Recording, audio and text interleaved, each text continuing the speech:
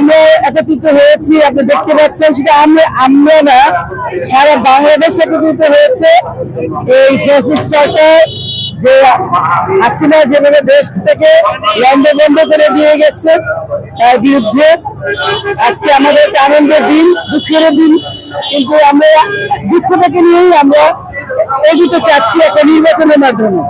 আমাদের একটি চেয়ারম্যান জনাব তারেক রহমান, উনি আমার 17 বছর বিএনপি আমরা যুদ্ধ করে আসছি একটা সুষ্ঠু সুন্দর নির্বাচনের জন্য, এবং জনগণের ভোটের পক্ষে দায়িত্ব নেওয়ার জন্য বিএনপি এই 17 বছর যুদ্ধ করে আসছে গণতন্ত্রের জন্য।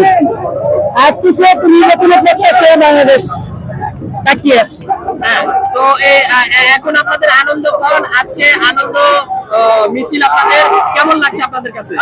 আমার খুব ভালো লাগছে। আমরা একসময় নির্যাতনের মাধ্যমে ছিলাম, সবসময় নির্যাতনে আমরা ঘরে ঘুমাতে পারি নাই, রাজপথে হাঁটতে পারি নাই, কখন আমাদেরকে ধরে ফেলবে, কখন আমাদের সন্তানদেরকে দূর করে ফেলবে, কখন আমাদের স্বামীদেরকে মারবে, এভাবে একটা টেনশন ছিলাম।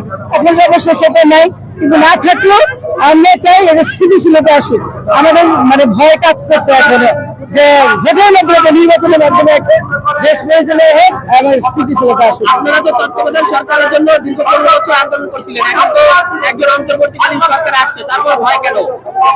তিনি 3 মাসের মধ্যে নির্বাচনটা দিয়ে দিলে আমরা ভয় করতে পারতাম না।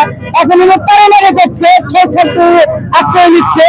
কেন নিচ্ছে এখন তারা মানে কি বলবো, এখানে চাঁদাবাজি এই শুরু করছে, তারা দেখতে পাচ্ছেন মিডিয়াতে, এই জন্য তারা ছাড়তে পারছে না। এটা হচ্ছে এনসিপির যে গুলশানে চাঁদাবাজি দেখলাম, সেটি বিষয়ে আপনার মন্তব্য কি? এটা তো শুধু মানে দেখলাম যে মিডিয়াতে যে আউট হয়েছে, যেগুলো আউট হয় নাই এগুলো অনেকেই জানে, সাধারণ জনগণ জানে, যারা ভুক্তভোগী তারা কিন্তু জানে যে এনসিপি তারা এই দেশের মানুষকে এইভাবে তারা চাঁদাবাজিগুলো করছে। বিএনপির পক্ষ থেকে চাঁদাবাজদের ক্ষেত্রে সোচ্চার হওয়ার জন্য দেশবাসীর উদ্দেশ্যে আপনার বলা কি? বাংলাদেশ জাতীয়তাবাদী দলের যে প্রতিষ্ঠাতা চেয়ারম্যান, তিনি একজন ভালো মানুষ, তিনি একজন দেশপ্রেমিক লোক, তিনি সবসময় যুদ্ধ করে দেশ থেকে এনে দিয়েছে। বিএনপি কখনোই চাঁদাবাজের দল না। যদি বিএনপি চাঁদাবাজ হতে পারে এইভাবে মানুষ এই এত নির্যাতন এই দলে থাকতো না। এখন দেখেন নতুন প্রজন্ম বিএনপির জন্য পাগল,